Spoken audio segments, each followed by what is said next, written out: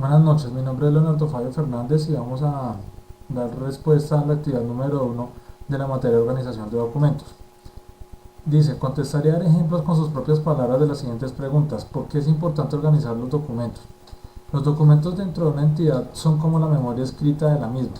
la manera física de registrar la información, de demostrar la realización del trabajo y la manera de reconocer las cosas que son intangibles, la manera de comunicarse, sea interna o externamente, entre otras cualidades que genera el tener por escrito las diferentes actividades que se realizan.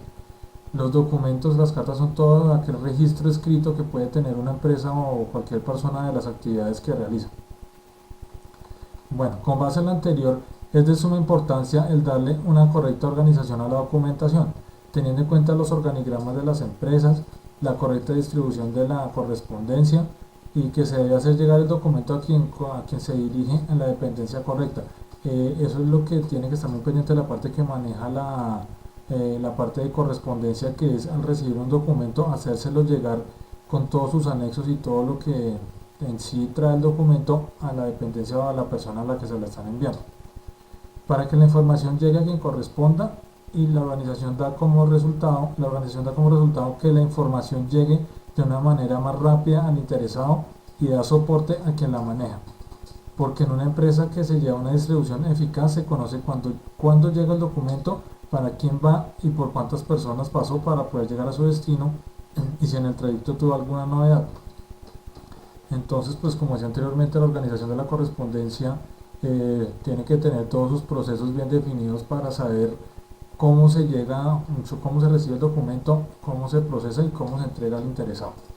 Un ejemplo de la organización de la documentación es la aplicación de las tablas de retención. En la empresa donde yo trabajo se lleva, y eso es por ley, una cosa que se llama las tablas de retención, que es la que le da unos códigos a los documentos para saber qué origen, hacia dónde van, cuál es su prioridad y cuál es su jerarquía dentro de la correspondencia como tal. Pregunta número 2.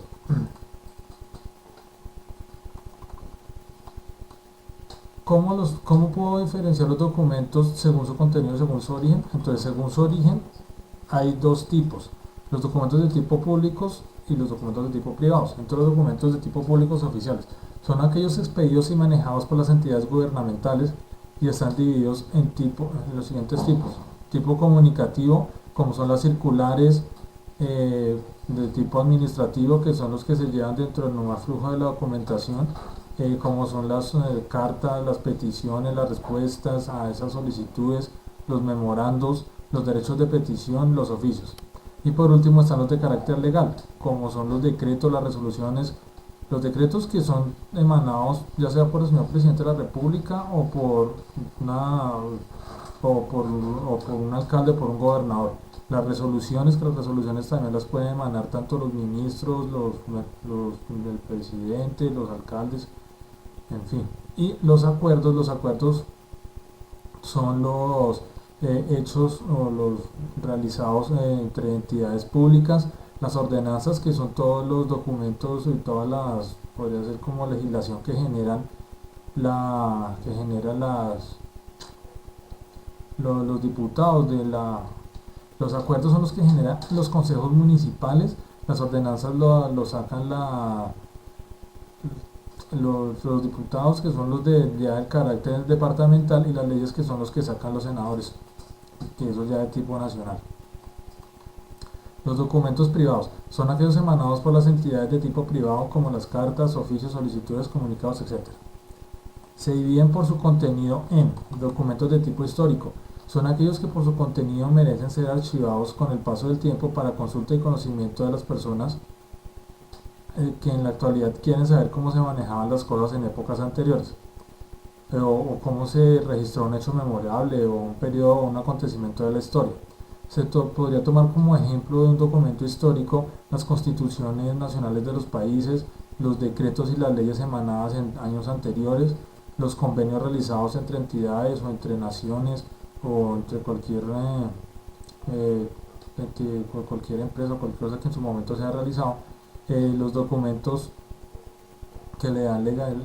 la empresa, como por ejemplo la Cámara de Comercio, la escritura pública con la cual se le da pie jurídico a una empresa, entre otros. Documentos contables son aquellos que registran los movimientos financieros de una entidad. Se toman como ejemplo los informes financieros que se hacen en el área de contabilidad, los comprobantes de egreso que se hacen cuando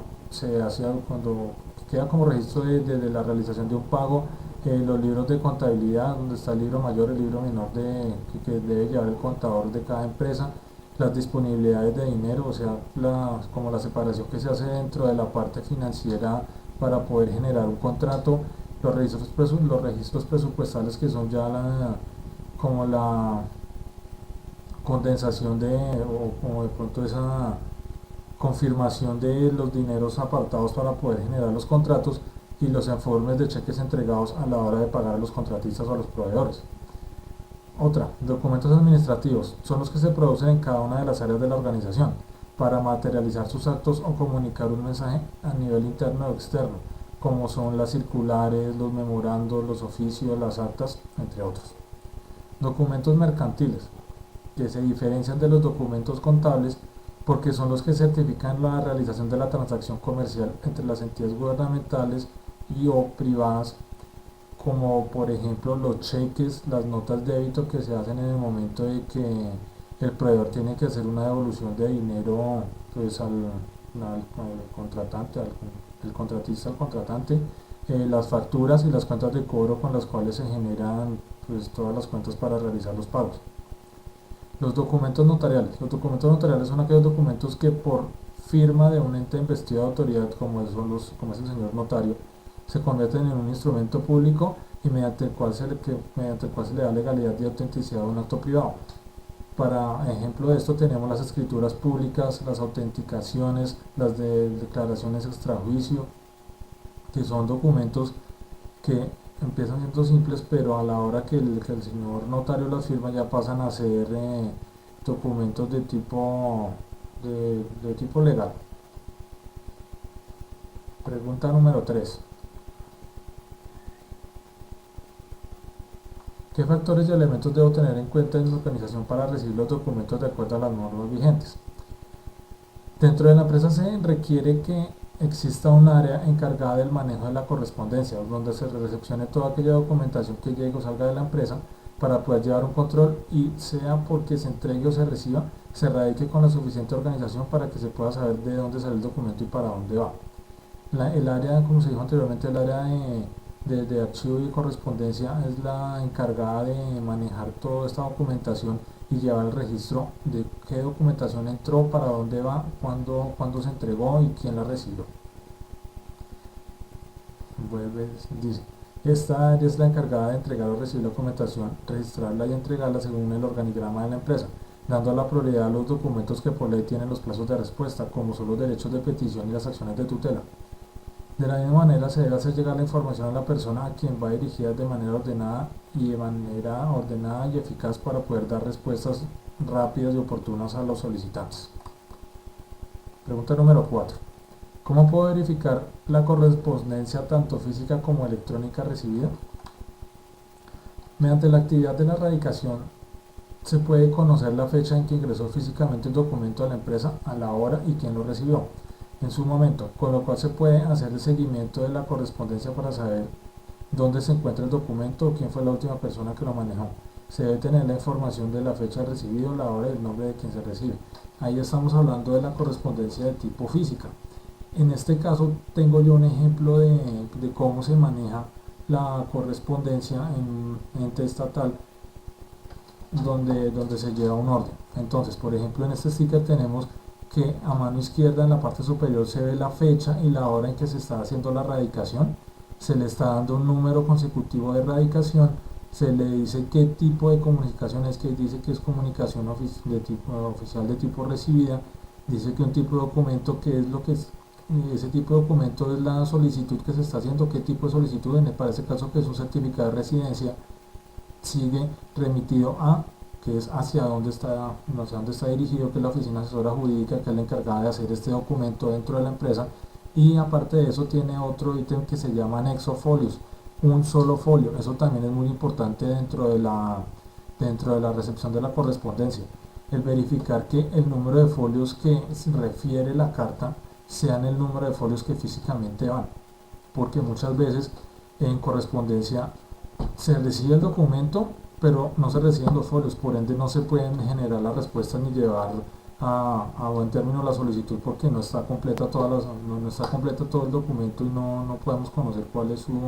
fundamento. Bueno, la correspondencia de tipo electrónica es un elemento nuevo y de gran utilidad porque minimiza los tiempos de entrega. Cuando se entrega físicamente, digámoslo así, se demora más porque lógicamente que se tiene que demorar desde que sale del ente emisor hasta el ente que lo recibe, mientras que la de tipo electrónica llega pues, directamente, es menos tiempo en la entrega. Da veracidad a la entrega porque el correo registra la hora y la fecha de entrega y de recibir el documento, por lo cual se pueden dar un control de manejo de la correspondencia y soporte de la entrega. El correo electrónico nos da o tiene la capacidad de decir efectivamente en qué momento salió, en qué momento llegó esa carta. También da la opción de darle anexos o adjuntos para que los funcionarios o la persona que recibe la correspondencia pueda contar con el conocimiento de todo el documento y pueda pues, generar la respuesta correspondiente. ¿Qué beneficios trae quinto, qué beneficios trae para la organización el disponer de un manual de correspondencia? El manual de correspondencia es un documento hecho por la empresa desde la parte administrativa, con base en las normas técnicas y de acuerdo con las necesidades y requerimientos de la organización, donde se establecen los procedimientos que se deben realizar en el momento de recibir o enviar cualquier tipo de información, ya sea de nivel interno o externo. Por lo anterior, este documento es el que señala cuál es el procedimiento que se debe llevar con los documentos que entran y salen de la empresa por parte de los empleados que manejan correspondencia, cómo se debe generar la recepción, la entrega y el proceso, y con qué códigos y en qué orden se deben entregar. Este manual informa cuál va a ser el proceso que tiene que pasar un documento para poder llegar a su destinatario dentro de los tiempos establecidos de manera eficiente y eficaz. Entonces el manual de correspondencia es el que le da a los funcionarios como las pautas de cómo se debe manejar la correspondencia en los tiempos que se debe entregar y de qué manera se debe entregar. Esta es la actividad número 1. Muchas gracias.